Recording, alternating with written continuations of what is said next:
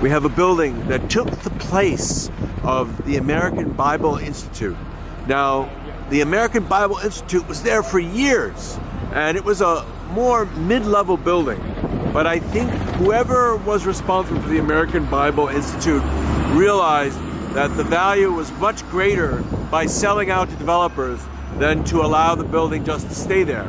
And I think that was the right decision, because here in this spot at 61st and Broadway, it just makes so much sense for them to build a much bigger and much more multi-use building than what was there before. And I'm sure what they're doing here is they're going to have a mixed-use building. At the very top part, they're going to have condominiums, and on the low-rise level, they're going to have offices, and then at the very base, they're going to have retail. It just makes so much sense. And let's just take a quick look down Broadway, and you'll see all the other buildings that are just like that building.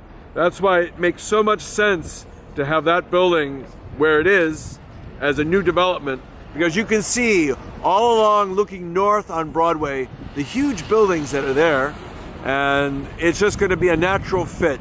So for the developer, it made sense because of, as I mentioned, or as I'm going to be mentioning, about low interest rates to allow a development. For the city, it makes sense because it's a much more efficient use of the space. And for the American Bible Institute, it made sense because they probably got a very good offer to sell out their building, their low-rise building or mid-rise building. Let's take one more look at this wonderful new development going up. You can see it here. It's just amazing to see all these buildings going up in New York. Incredible, the growth that's still taking place in New York after many, many years. And here's another view of the building at 61st and Broadway. Look at this amazing construction project just going up.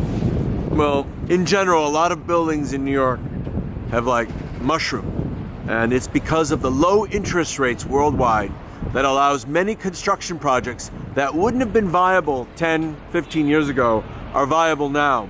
And a lot of developers feel it's the right time to just take the chance and to put a building up, because how often do you get close to 0% interest rates? So for a lot of these projects, it's possible.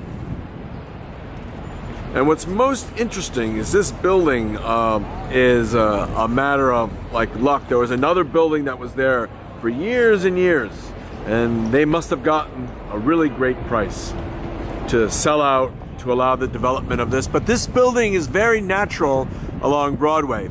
It's right next to Columbus Circle, and right along Broadway where all the huge buildings are.